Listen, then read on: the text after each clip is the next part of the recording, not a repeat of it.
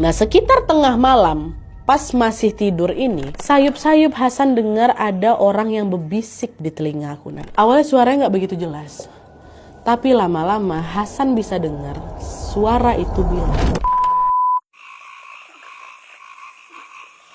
hai, wassalamualaikum warahmatullahi wabarakatuh. Terima kasih sudah klik video ini. Seperti biasa di malam ini aku balik lagi membawakan satu kisah horor Wawa part selanjutnya. Nah, cerita kali ini tuh datang dari seorang Wawa kita yang mau berbagi pengalaman paling tidak terlupakan dalam hidupnya yang berkaitan sama tragedi tambang minyak ilegal di dekat hutan tempat tinggalnya Wawa. Kerja di tambang kayak gitu tuh jelas penuh resiko kali ya kan, apalagi tempatnya juga minim keselamatan dan juga jauh di pedalaman. Tapi karena bayarannya besar, Wawa ini jadi tetap nekat ambil pekerjaan itu demi menghidupi keluarganya. Awalnya semua berjalan normal, sampailah pada suatu hari terjadi kecelakaan besar di lokasi tambang itu, dan sejak kejadian itulah Wawa ini mulai mengalami gangguan-gangguan aneh yang tidak pernah bisa dia lupakan sampai sekarang. Sebelum aku masuk ke ceritanya, aku mau mengingatkan dan mau disclaimer dulu kalau di sini Wawa kita ini pure cuman mau menceritakan pengalamannya saja, supaya bisa menjadi bahan pembelajaran buat kita semua. Jadi minta tolong sekali dimohon dengan sangat buat siapa saja yang tahu di mana kejadian aslinya dan siapa saja yang terlibat, tolong di-keep aja, Jangan spill apapun di kolom komentar, apalagi menebak-nebak yang belum pasti kebenarannya. Ya, minta tolong kali, minta tolong ya, mohon kerjasamanya. Terima kasih sudah mau bekerja sama. Oke, sekarang barulah tanpa berlama-lama kita langsung masuk aja ke ceritanya. Check it out.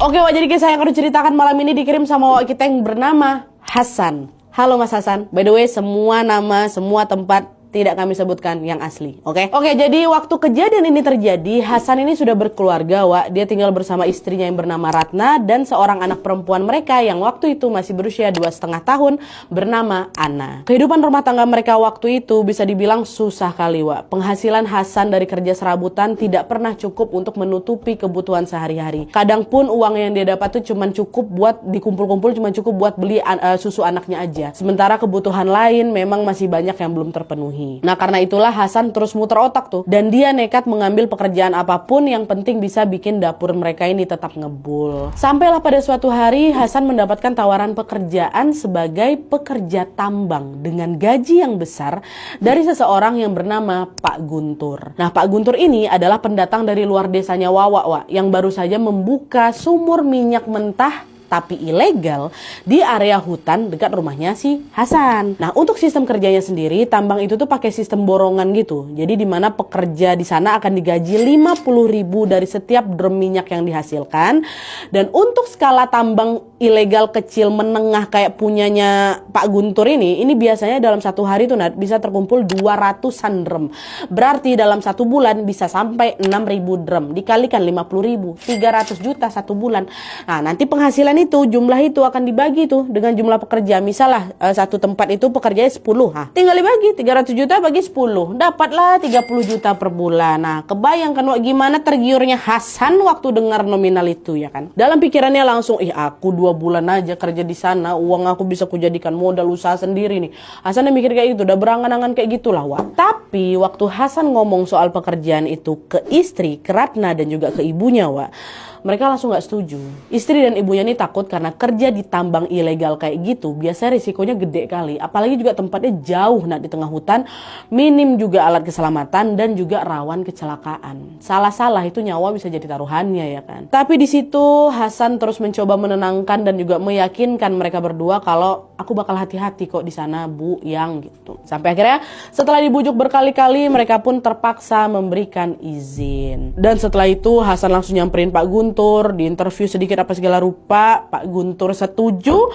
Besok paginya Hasan langsung diminta untuk berangkat bekerja. Setelah pamitan sama keluarganya, Hasan dijemput supirnya Pak Guntur, naik mobil menuju ke lokasi tambang yang memang letaknya jauh kali di pedalaman hutan dari rumah aku. Itu udah jauh kali tuh. Nah, di sepanjang jalan menuju ke sana, Hasan terus berdoa. Karena sebenarnya aku pun juga sempat ngerasa was-was, Apalagi waktu udah mulai masuk area hutan tuh, medannya ekstrim rupanya. Jalannya rusak, berlumpur, batu-batuan banyak kali, ya kan. Terus nggak lama, gitu. Dari arah belakang mobil terdengar bunyi ledakan. Pas dicek rupanya salah satu ban belakang mobil tuh pecah. Di situ aku makin nggak tenang, Nat, kata si Hasan. Hasan takut ini tuh macam jadi pertanda buruk tuh loh sebelum sampai ke lokasi tambang. Tapi lagi-lagi dia berusaha menepis pikiran itu dan terus meyakinkan diri untuk tetap lanjut demi bisa mengubah nasib keluarganya. Nah, si Pak supir nih biasa-biasa aja, Wak. Dia santai turun mobil, dia ganti, dia buka bannya, dia ganti sama ban serap baru. Sudah, mereka melanjutkan perjalanan lagi. Untungnya beberapa jam kemudian mereka pun sampailah di lokasi tambangnya Pak Guntur. Di sana ternyata sudah terkumpul sekitar 11 pekerja lainnya. Di antaranya ada Pak Guntur, ini bos tambangnya. Terus ada 2 pekerja senior, satu namanya Pak Rustam, satu lagi namanya Pak Burhan. Sisanya inilah pekerja-pekerja pemula kayak si Hasan. Sebutlah ada namanya Dodi, Romi, Isal, Dodo, itulah. Ada sekitar 9 orang. Jadi total sama Hasan 12 orang ya, Wak ya. Pak supir waktu itu nggak ikut nambang. Nah, sebelum memulai bekerja, mereka semua dikumpulin dulu nih untuk dijelaskan tugas masing-masing dan dikasih gambaran bagaimana tambang ini bekerja. Jadi, kerjaan mereka di sana, Hasan dan kawan-kawan ini, adalah ngebor sumur minyak secara manual sampai nanti minyak-minyak mentahnya keluar dari dalam tanah. Nah, setelah itu minyak-minyaknya ini nanti akan ditampung tuh sama Hasan dan kawan-kawan ke dalam drum-drum besar untuk dijual. Dasarnya tuh itu aja Wak tugas mereka. Cuman waktu di hari pertama ini Hasan sama yang lain gak langsung disuruh ngebor sumur. Mereka disuruh kerja bakti dulu, ngebersihin sekitar lokasi. Mereka disuruh bangun, diriin camp untuk istirahat dan juga membuat bak penampungan air hujan untuk keperluan mandi dan juga cuci-cuci. Nah, sementara Pak Guntur, Pak Rustam, sama Pak Burhan, 2 senior ini pergi Wak, nentuin titik-titik mana saja yang akan dijadikan sumur minyak. Nah, karena kondisi area tambang ini kayak tebing Wak, jadi untuk pengeboran sumurnya ini akan dibuat berunda, akan bertingkat ngikutin kontur tanah gitu. Rencananya akan dibikin 3 sumur minyak. Sumur 1 ada di undakan paling bawah, dan di dekat sumur itu juga nanti akan dibangun bak penampungan minyak sementara. Terus 2 sumur lainnya, sumur 2 dan sumur 3 ini akan berada di undakan di atas sumur 1. Dan di setiap titik sumur ini juga akan dibangun paret pengaliran dan juga gubuk kecil untuk menaruh mesin tambang. Dah gitulah ditaruh kan.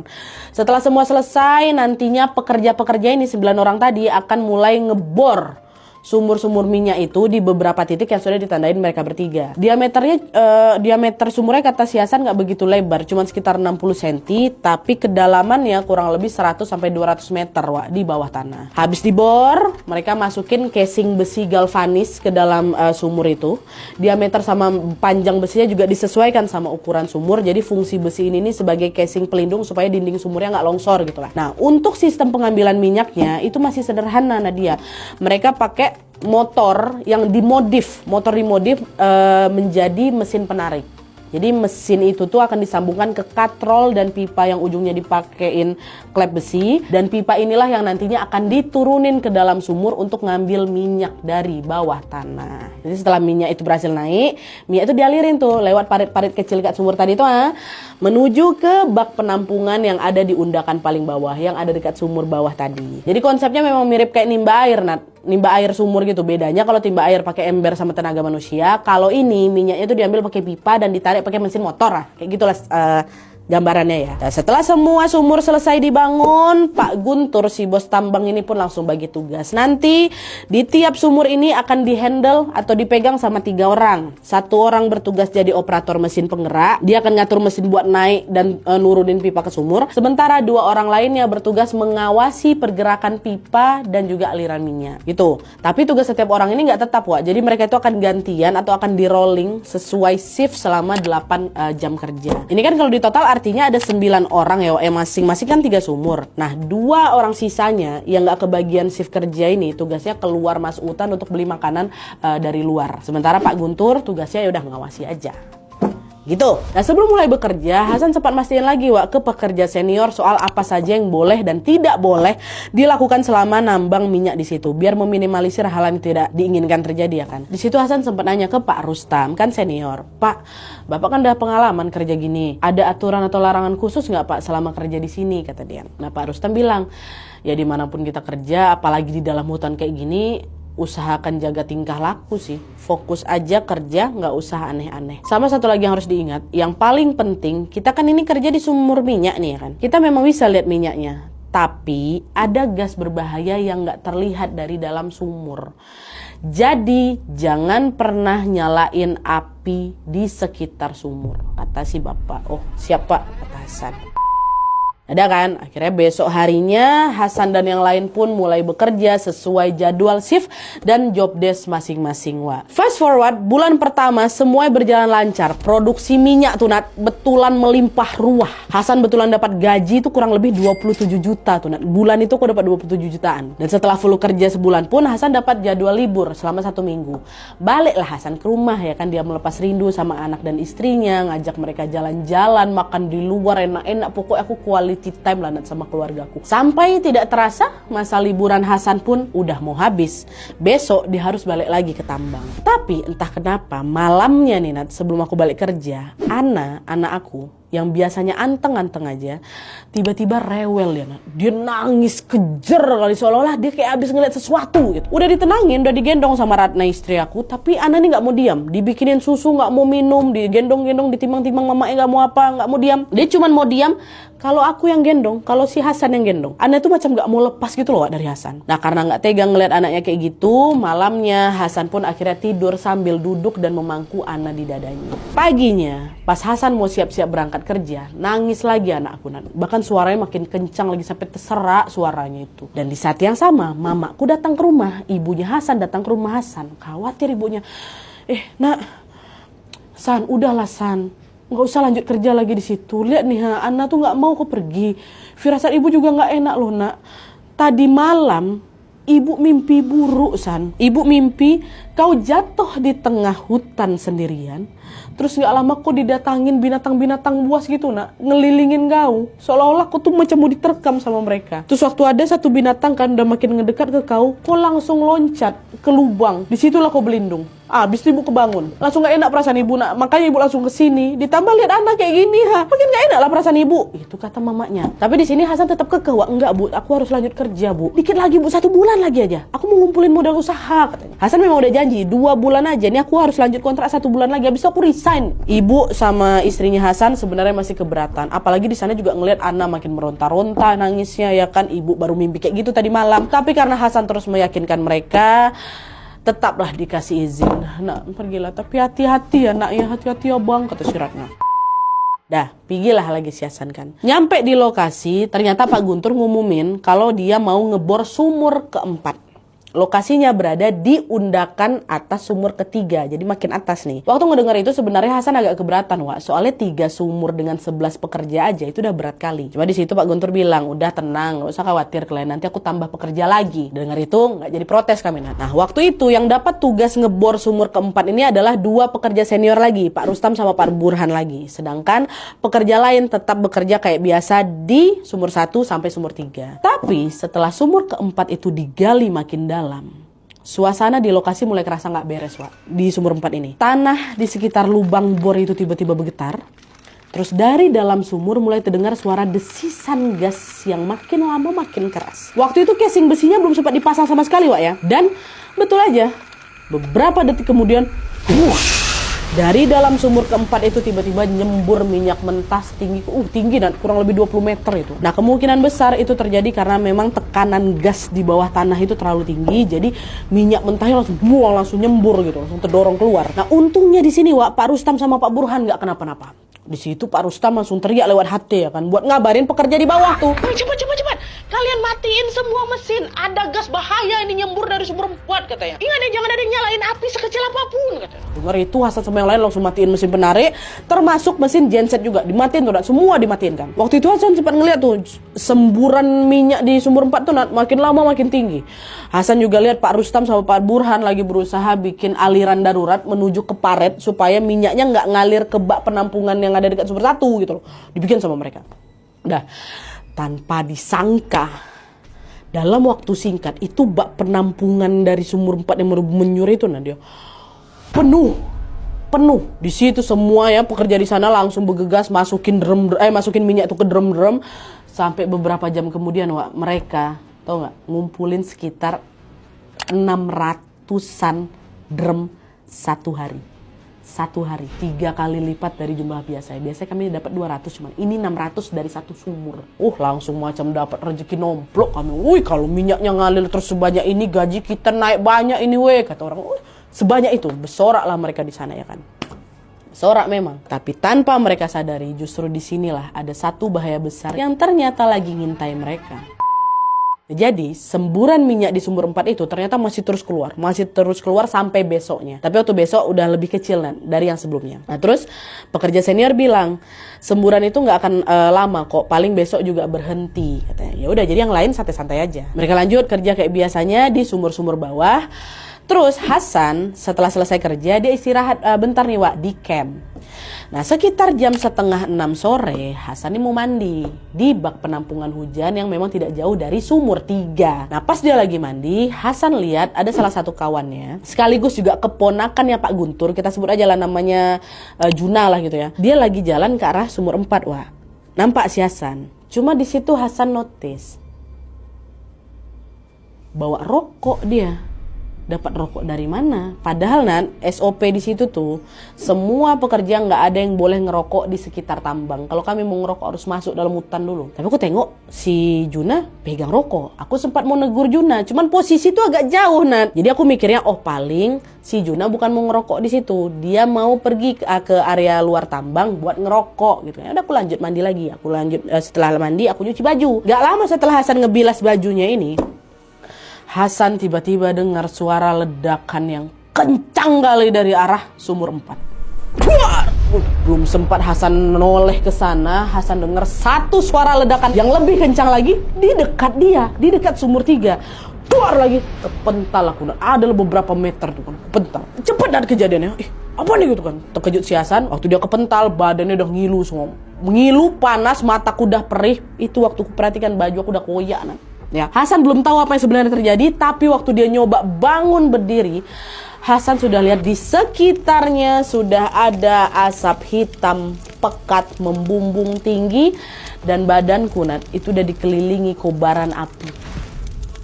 Dalam hitungan detik api itu udah ngerembet lewat paret minyak tuh ke arah sumur 2 dan bak penampungan minyak yang ada di sumur 1. Gak lama meledak lagi wah itu tuh ledakan tuh bertubi-tubi. Jadi area tambang aku tuh udah macam neraka rasanya. Keluar gitu. Api udah nyebar di mana-mana kan. Udah mulai susah napas. Udah pengap ya kan, napasnya tercekat, pandangan aku udah blur dia. Itu aku udah enggak bisa keluar. Harus kabur gitu kan. Dia berusaha keluar dari kobaran api dengan sisa-sisa tenaga yang ada. Nah, di saat Hasan lagi berjuang keluar dari titik dia terakhir terpental itu, Pak, disitulah aku dengar suara jeritan minta tolong dari berbagai arah. Tolong, Allahu Akbar gitu. Suara kawan-kawan aku tuh katanya. Allah gitu. Tapi waktu dengar itu aku udah nggak punya tenaga buat nolong mereka. Sekeliling aku api. Aku juga nggak tahu mereka ada di mana ya kan. Pikiranku cuma satu, ini gimana caranya aku harus selamat keluar dari tempat ini hidup-hidup. Hasan fokus nerabas kobaran api itu, sampailah di satu titik karena udah nggak kuat kali itu panas sepanas-panasnya. Loncat aku. Untung di situ ada kubangan lumpur. Loncat aku semua. Nah di situ aku udah nggak sadar diri lagi. Meledak area sana. Nah pas bangun Hasan sudah ada di rumah sakit Ibu dan istrinya nungguin di samping dia sambil matanya udah berkaca-kaca semua ya kan. Waktu bangun langsung dipeluk lah si Hasan. Bang, alhamdulillah bang, sadar kau. Waktu itu Hasan ngerasa badannya macam udah nggak kebayang, udah remuk kali. Kulit aku tuh ada yang ngelupas. Alhamdulillah Hasan masih bisa gerakin badannya dan untungnya mata juga berfungsi normal. Di situ Ratna, istrinya Hasan bilang, "Bang, Allah masih sayang sama kau, Bang. Kau harus bersyukur banyak-banyak, Bang. Kemarin waktu kejadian itu, Bang, ada warga yang nemuin kau terkubur sebagian di lumpur yang udah ngering, Bang. Mereka pikir kau udah meninggal. Tapi masih selamat kau, Bang, kata gitu." Nah, waktu dengar itu, yang pertama kali ku ingat apa, mimpi ibunya. Di mimpi mamanya kan mamanya bilang apa? Hasan dikelilingi binatang buas, terus dia lompat ke lubang di tanah ya kan. Nah, waktu kejadian kebakaran ini terjadi, Hasan juga lompat ke kubangan lumpur dekat tambang. Itu mungkin pertanda yang udah Allah kasih dari awal. Binatang buas di mimpi mama aku tuh api, ya kan dikelilingin api ya kan. Lubang yang ditengok mama aku itulah kubangan lumpur tempat aku loncat tadi tuh. Langsung menangis. Ya Bu, benar mimpi ibu tuh karena astagfirullahaladzim. Udah nak, yang penting kau selamat. Tanyalah aku, kawan-kawan aku yang lain gimana dek? Selamat mereka kan, kata. Di situ orang ini sempat diam bentar kan. Terus dijelasin lah pelan-pelan sama Ratna, Bang, kau banyak doa bang, kau harus sabar. Ini kata tim evakuasi tadi, banyak kawan kau yang belum ditemukan. Bisa jadi mereka jadi korban bang. Ada dua kemungkinan, bisa jadi mereka korban, udah meninggal, atau bisa jadi juga ada yang sempat kabur nyelamatin diri, entah kemana. Sampai sekarang tim evakuasi belum nemuin apa-apa lagi bang di sekitar lokasi. Yang bisa dievakuasi cuman kamu, ada satu lagi temanmu yang dari desa sebelah sama Pak Guntur bang. Tapi sekarang Pak Guntur udah ditangkap sama polisi. Dia jadi tersangka kasus tambang ilegal dan dia harus bertanggung jawab atas kebakaran ini. Walaupun memang belum ada bukti pasti. Banyakin doa lagi bang ya katanya. Wah di situ pecah nangis aku Nat. Pecah aku terus keingat suara jeritan kon-kon aku waktu kebakaran tambang tuh. Ya Allah ya. Itu ingat sampai sekarang kata si bang ini. Kasihan mereka yang mereka cuma mau cari nafkah buat keluarga yang gitu-gitu kan. Nangis lah si Hasan di situ kan, mama sama semua juga ikutan nangis. Walaupun akhirnya berhasil ditenangkan sama Ratna, setelah kejadian itu Hasan tetap harus menjalani perawatan intensif dan juga penanganan psikologis karena mentalnya betul-betul terguncang kali kan. Udah diobatilah aku lagi. Nah pas kondisi Hasan sudah mulai membaik baru di situ polisi minta keterangan Hasan. Polisi nanya, Hasan, kau tahu nggak kira-kira apa yang bikin tambang tuh terbakar? Nah di sini Nan, aku sebenarnya ingat kalau aku pernah lihat Juna bawa rokok sebelum kebakaran itu terjadi. Tapi karena aku sendiri nggak lihat langsung Juna tuh nyalain rokok dekat sumur, dia kan cuman aku tengok ada rokok yang lagi dia pegang. Jadi aku nggak mau nuduh sembarangan. Jadi apa yang aku bilang sama si polisi cuma gini, aku dengar ledakan dari arah sumur 4 waktu aku lagi mandi. Habis itu dah ledakannya dadar ngerempet lah itu kemana-mana sampai bikin tambang itu terbakar.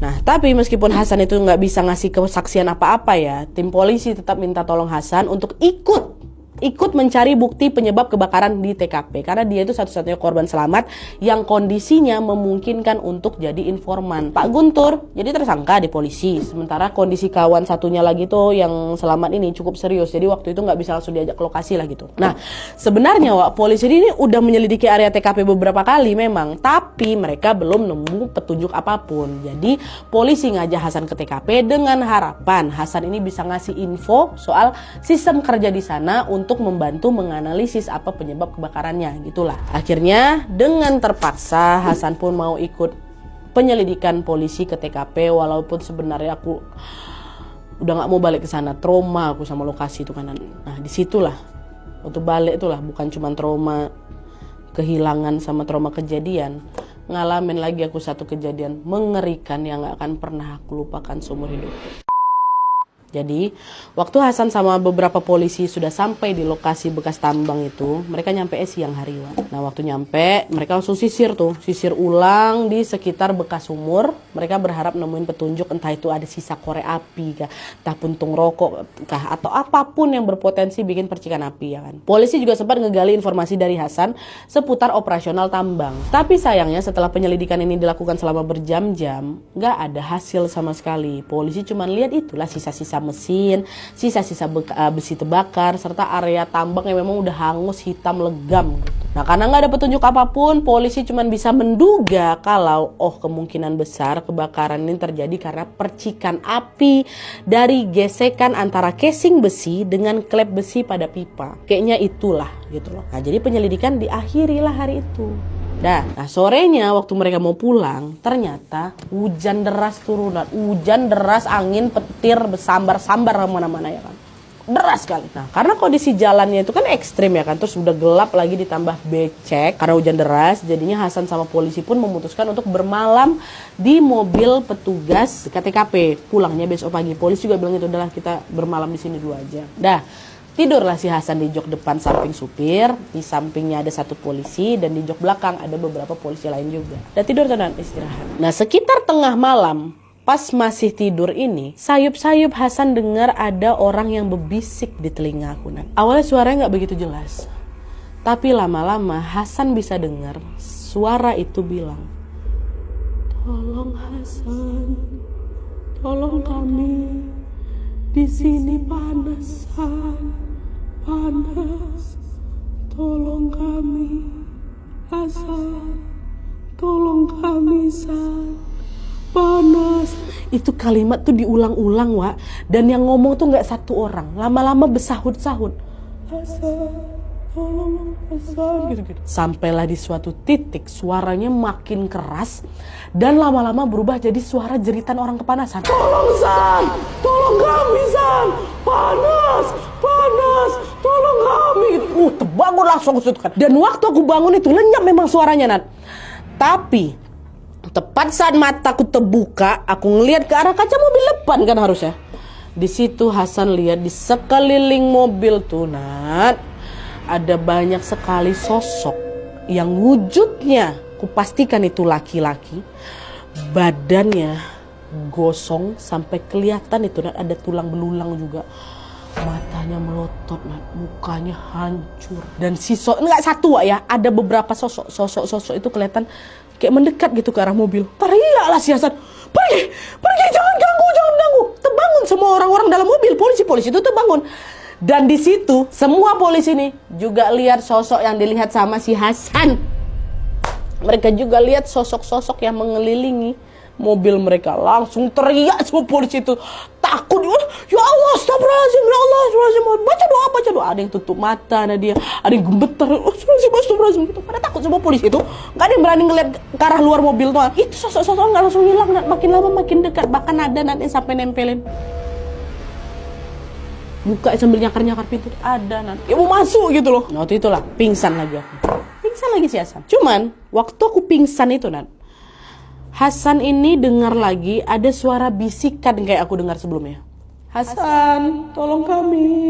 Panasan, panas. Sampai beberapa kali, Nat, itu diulang-ulang. Terus gak lama suara itu lenyap. Dan tepat saat suara itu gak ada, Hasan tiba-tiba dikelilingi sama beberapa sosok yang kalau dilihat dengan seksama, muka sosok-sosok itu sama persis kayak muka kawan-kawan kerja aku waktu mereka masih hidup. Nah, itu. Jadi dalam pingsanku tuh aku dikasih penglihatan itu. Mimpi entah apalah, pokoknya aku dapat penglihatan itu.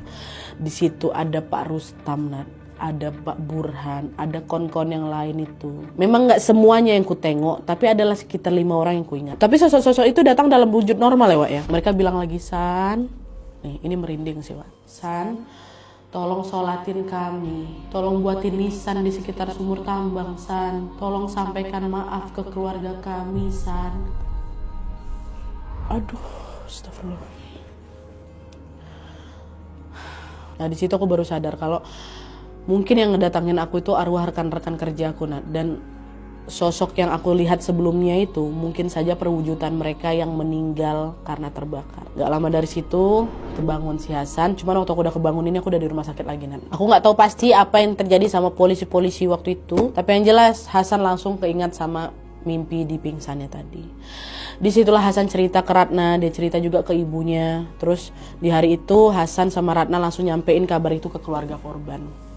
Entah mereka percaya apa enggak ya Nadia sama mimpi aku, tapi mereka semua sepakat untuk menggelar sholat goib bersama. Dan gak cuma itu aja, sesuai permintaan arwah di mimpinya Hasan, mereka juga membuat batu nisan di lokasi bekas kebakaran. Nah, setelah kejadian itu Hasan masih sesekali, Nat, aku dimimpiin sama arwah-arwah kawan aku, tapi nggak seram gitu wujud yang mereka datangi aku di mimpi. Dan aku juga setelah itu masih melanjutkan perawatan psikologis lama tuh, Nat, 3 bulan. 3 bulan aku mendapatkan perawatan psikis pasca kejadian. Dan setelah lama kali terjadi, aku nggak mau bilang berapa tahun ya, karena kalian akan menebak-nebak ya kan, nggak mau aku. Pokoknya setelah lama kali terjadi dari kejadian kemarin, alhamdulillah sekarang kondisi Hasan sudah membaik. Alhamdulillah. Oke, Wak, jadi itu tadi pengalaman horor yang dialami sama Hasan. Hasan sama sekali nggak menyangka kalau keputusannya untuk kerja di tambang ini malah membuat dia mengalami 2 tragedi mengerikan sekaligus. Pertama, dia terjebak di tengah kebakaran, dan ditampakin sosok-sosok dari arwah rekan kerjanya. Sampai sekarang Hasan masih ingat sangat jelas setiap detail kejadiannya. Hasan juga bersyukur kali ini dia masih bisa diberi keselamatan sama Allah. Dan di sini Hasan juga mengajak kita semua tentunya untuk sama-sama mendoakan korban ya Wak ya. Semoga mereka ditempatkan di sisi terbaik Allah Subhanahu wa taala. Dan dari kisah ini kita bisa belajar bahwa dimanapun kita bekerja itu pasti ada resikonya Wak. Tapi sebisa mungkin hindarilah pekerjaan yang ilegal. Karena biasanya pekerjaan seperti itu tuh minim keamanan dan rentan bikin kita celaka. Ya, pesan Hasan juga seperti itu. Semoga kita semua selalu dilindungi dari hal-hal buruk dimanapun kita berada. Amin. Sekali lagi, minta tolong Wak ya. Ya dong, bisa dong nolongin aku. Jangan, gak usah menebak-nebak di mana lokasinya. Gak usah disebut-sebut. Dah, kita dengar kisah horornya Wawa aja ya. Terima kasih. Sekali lagi terima kasih buat Bang Hasan. Salam buat keluarga, buat buat Mbak Ratna, buat ibu, buat Ana pas sudah gede sekarang. Semoga selalu sehat dan semoga selalu dalam lindungan Allah Subhanahu wa taala. Oke, Wak, jadi sekian dulu videonya. Terima kasih banyak yang sudah menonton. Kalau kalian suka video ini, klik like-nya. Jangan lupa komen di bawah gede dan saran-saran terus selanjutnya. Jangan lupa nyalain notifikasinya supaya kalian tahu kalau aku upload video baru. And as always, jangan lupa untuk klik tombol subscribe supaya kalian sama-sama tahu informasi menarik dan menegangkan dari channel aku. See you next video, Wak. Bye.